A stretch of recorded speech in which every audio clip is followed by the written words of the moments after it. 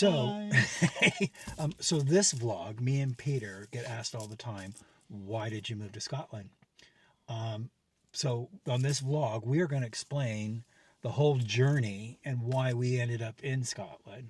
Yep. Right, Peter? Yep, so this is from when we used to live down south in England, and we moved all the way up to Scotland on the northeast coast, in a town called Arbroath. And we're going to document and explain what was involved and what you need to consider if you are thinking about moving to Scotland as well.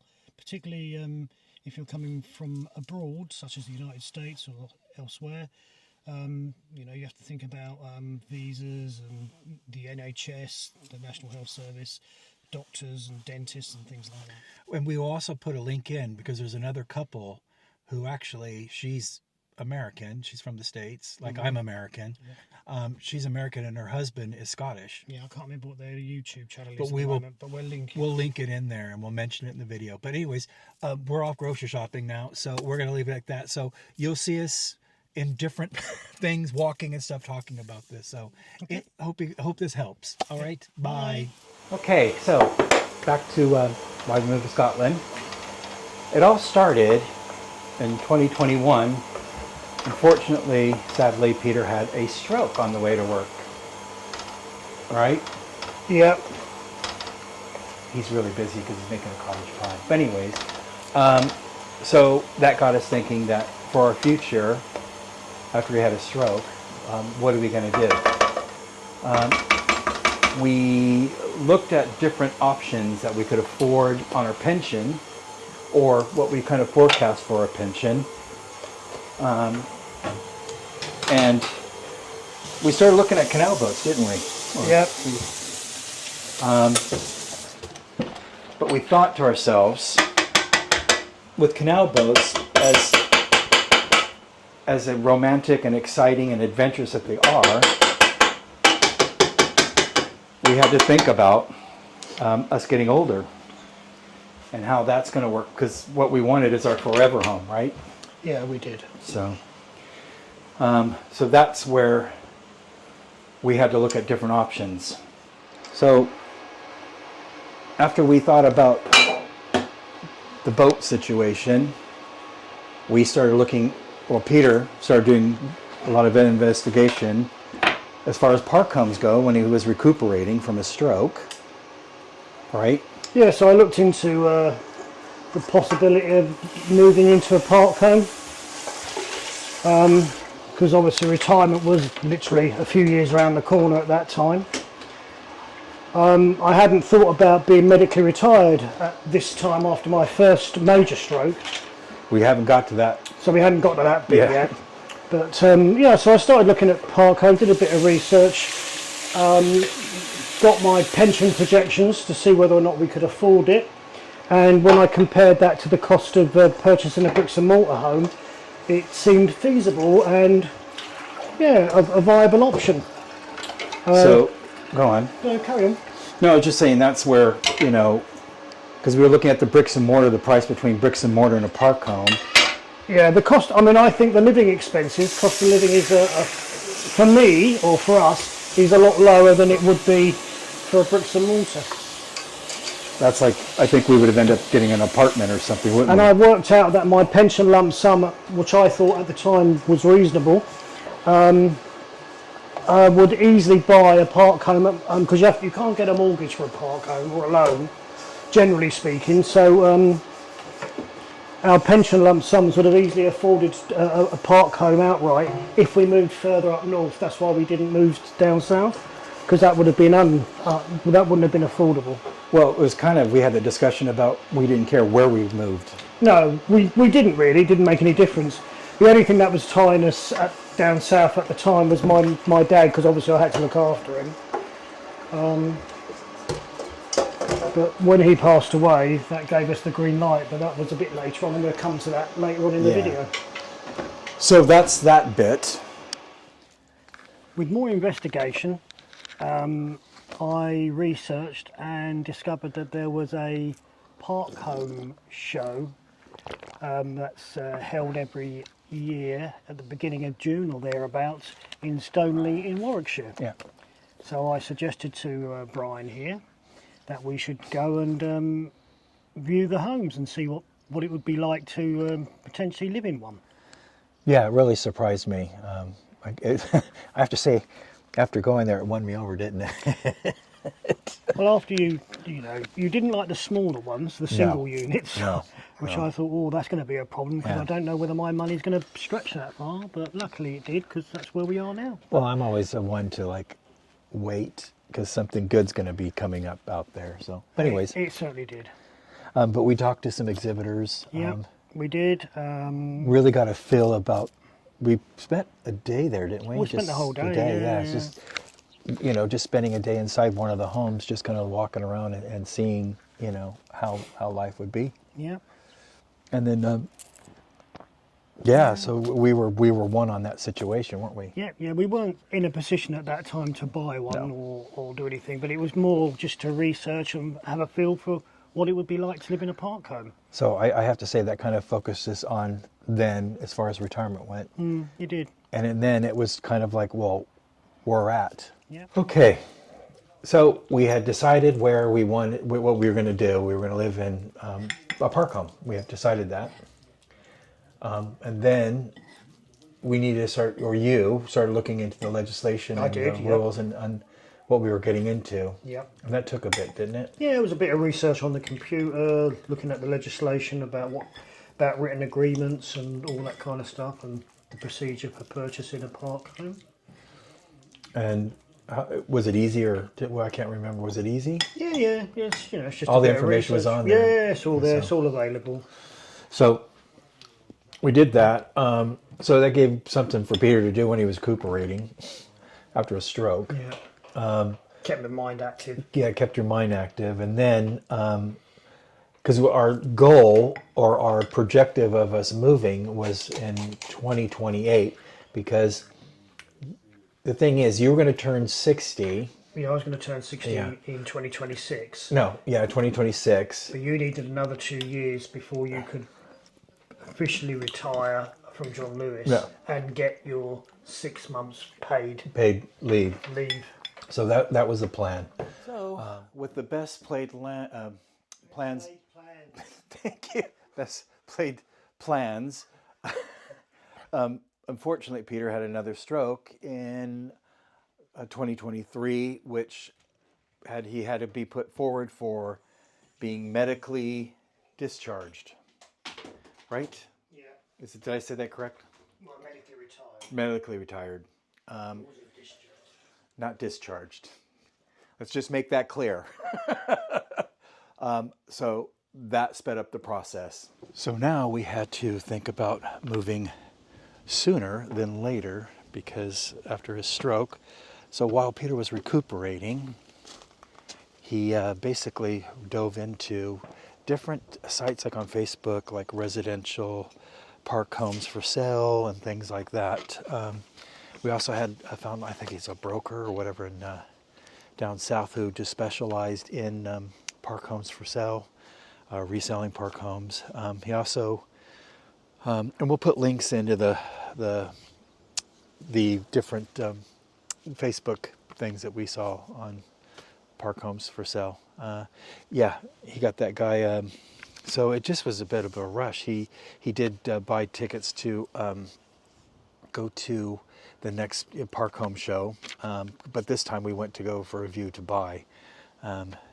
Yeah, so we did meet an exhibitor who she ran or was selling some homes on a site which is in Newcastle. I think it was Windcrest. I'm not 100%, but doing research on that, it just wouldn't be a good fit up in Newcastle and stuff for us. Like I said, we did open up to when we were going to meet, move to. It didn't matter, but that site seemed to be a little bit, getting places and stuff would be quite difficult. So, anyways, so we had to up our game on that. So around that time, Peter had discovered, and I think this was probably about going May, June, I think it was, Peter had discovered a house or a park home on Seton Estate and was making inquiries about it, do a little bit of research about Seton Estate. But I had to fly back to the States at that time in 2023 because my father, fortunately, I had to be there. So I had to fly back to the States. So we weren't able to come here and view that house. So unfortunately, the lady who lives in it now, she purchased the house. Lucky her, but lucky for us too, because good things come when you wait. And it did happen for us because that made us start looking again. Now we saw 2 homes in Lancashire. One was, it looked like it was on a, what do you call it, a commercial building area or a commercial estate where a lot of businesses stuff were at, right in the middle of it. And it needed a lot of work. And so we had to average the money in that one. And then we had this other place that we were going to go view. And that was up, yeah, it was in Lancashire too, but because of the weather and stuff, it flooded in the area. The site itself didn't, but the area to get to into the park, it was flooded, so we couldn't get in there. So so we had to start again. And at that time, we were kind of going into October, November, when Peter once again found a house on Seton Estate, being sold by a private owner. And he got in contact with her, and lo and behold, so we had made a plan to come up in the beginning of the year. Okay, so the plan is that we decided to, because we went to Disney Paris in January. So the plan was we go to Disney Paris, and then afterwards we rented a car in Southampton and made our way from Southampton to Arbroath. It took us about 12 hours, what Peter was saying, because we drove straight through. We arrived probably about 8 o'clock. After that, we arrived about 8 o'clock p.m. to check into the hotel. So we checked in, and then woke up bright and early the next day and had a wonderful breakfast at the Townhouse Cafe down there, and made our way to Seton Estate. Now, we came through the state. I had to say, I was impressed. Seton Estate up here is really nice. So that, no red flags. I think it's one of the better sites that I've seen. Anyways, so we made our way down Seaview Avenue, and we came upon 36 Seaview Avenue. And I looked, and at first I wasn't quite sure because the angle that I saw it looked kind of small to me. And I wasn't quite sure, but when we got through the front door, it was like a TARDIS. It was quite big. So the person, she invited us in. She showed us the place around. She made us a cup of tea. We sat down and we started discussing things about how much utilities and the site and everything, site fees and stuff would be. And the next thing I know, Peter is saying, okay, here's a deposit. What? He didn't even speak to me about that. But I didn't mind because I had to say it was the best decision that we ever made. Of course, he made it for me. But so we made the offer and we went back to the hotel. That's when I pushed the button to retire. That's because I had to give him 3 months. And then it had to be, I have to say, when you see something on its worst day and you still like it, that's home. And that's what happened to us because they had that horrible storm that happened in January of 2024. And we still fell in love with it. I remember going down to the seaside down there, and it was really windy, the water was crashing up on the rocks and everything. And I was kind of like, well, this is home.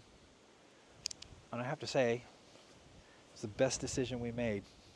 So the next thing was, it was all about the preparation of moving up here. Okay, so planning, once we came back from, or on our way home for growth, the planning began. So that entailed, first of all, we had to tell our landlord and landlady, didn't we? Yep, so we need to let them know, give them notice. I had to start looking at removal companies to get quotes to move all our stuff up to Scotland. Got a few quotes. The most was 7,000, which was extortionate. We went with Pickfords in the end. They weren't the cheapest, they weren't the most expensive, but we've used them before and we know they're reliable. Yeah, they're reliable. Yeah, and that cost us £4,000. Took 3 days for the furniture to get moved from down south to us, in Arbroath, northeast of Scotland. They did all the packing and brought it all up to Scotland for us. They put the beds together, the tables together. Yeah, so there was a little bit of some extras we paid for, but they didn't unpack at the other end, because I'd rather do that with Brian. But the most important thing is when you move into a park home, which we found out is we had to decluttering downsize. and well, not even decluttering. We had to go We had through to all that stuff, downsize. downsize a lot. We got rid of a lot of stuff even down in the cottage before we moved, because we knew we were moving to a smaller property. Well, it wasn't even a smaller property. It wasn't a was smaller property. It was just. It's just we had so much stuff, and obviously we did have the loft in the cottage, which did have a lot of stuff. Which was a huge loft. So yeah, so we had to get rid of a lot of stuff in the cottage, and even when we moved up to Scotland with all our stuff there, we still had to get rid of a lot of stuff as well. Yeah. I'm saying stuff a lot, aren't I? Yes. Now we regret some of the stuff that we got rid of, but oh we well. did, but hey ho. You know, because we wanted to live a little bit more simpler as far as Gadgets and furniture and of course, stuff. But of I course, can't resist a gadget, so.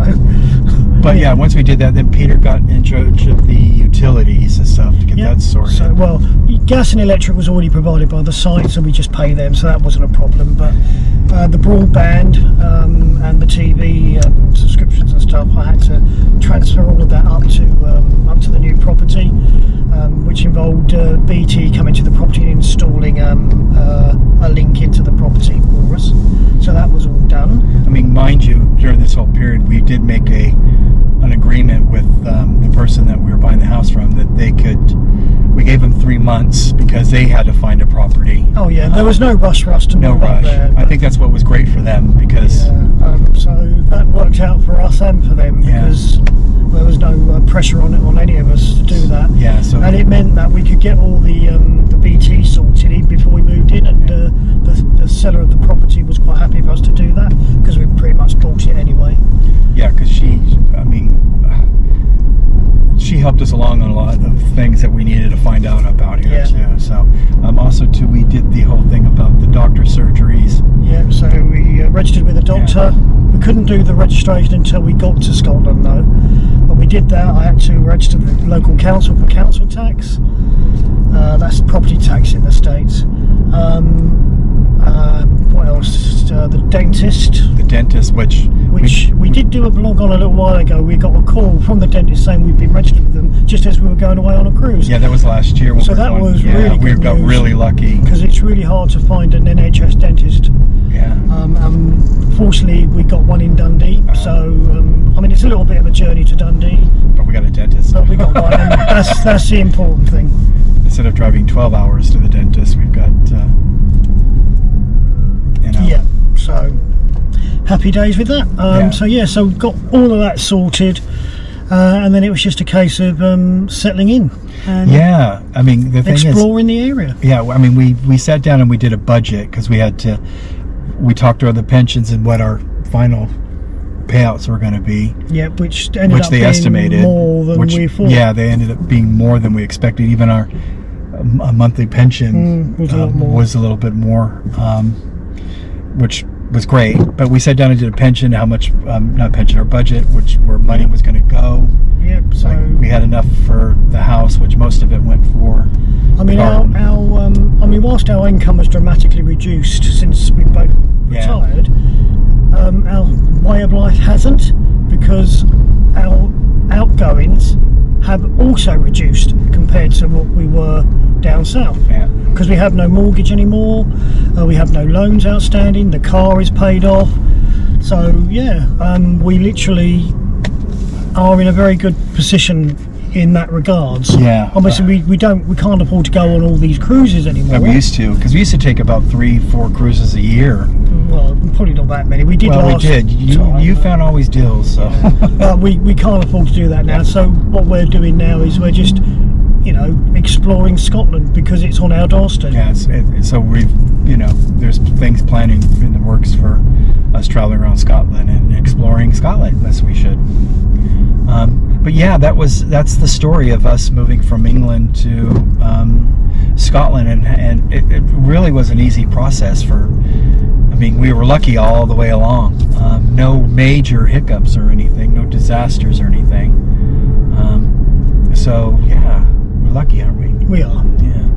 And like I said before, and you've heard me and Peter say it too, I would never change a thing, because this has been the best decision that we both made for the park home aspect of it. It's like we said, we didn't mind where we moved to in the country, to be honest, and obviously we ended up as far north as we could possibly go, really. And Seton Estate we've been very lucky with Seton Estate because they're lovely. The folks around Seton Estate are friendly. I wanted to be in that kind of community. Peter's more of a social butter than I am now, for some reason. I used to be the social butterfly, I said. I'm a butter. But it seemed to have switched. But I think, moving 560 miles from down south all the way up to northeast Scotland is definitely worth doing. Yeah, if you don't limit yourself. Obviously, what we did and how we went about it might be very different to anybody out there considering moving to Scotland. Obviously, from England to Scotland, there's no immigration concerns because it's all part of the United Kingdom. So we didn't have to sort out visas or anything like that. So that's quite important to note. But if you're moving from further afield outside of the UK, then obviously you're going to have to consider the appropriate visa and getting hold of the immigration authorities to. And there's a couple from the States. If you're moving from the States to Scotland, there's a young couple. He's actually Scottish though, but she's from the States, and it was their journey coming over. So we'll put the link in for that couple. Yeah, I can't remember their YouTube channel now, but Zach, I think his name is, and his wife. But they detail everything. They detail what you need and how to go about it. And then obviously they also bought a bricks and mortar property, which is a completely different process to buying a park home. And they're a young couple, so they have kids. They're building a family, and but if you want to watch them, we'll put the link at the bottom. But other than that, if you've got any questions or you want to know anything else, please mention that in the comments below. Even about Seton Estate, if you want any questions about Seton Estate, any answers to questions, that'd be great. But please don't forget to subscribe, comment, click that notification bell if you want to be told of any other notified of any other videos coming out, because we do have some that are Brian normally posts on a Sunday, every Sunday at 9 o'clock in the morning UK time. So well, we'll leave it like that. So ready? Bye. Thanks for watching. Please like, comment, and subscribe to our channel so that we can bring you more content in the future. It also helps us to make the channel grow. And once again, thank you so much for watching.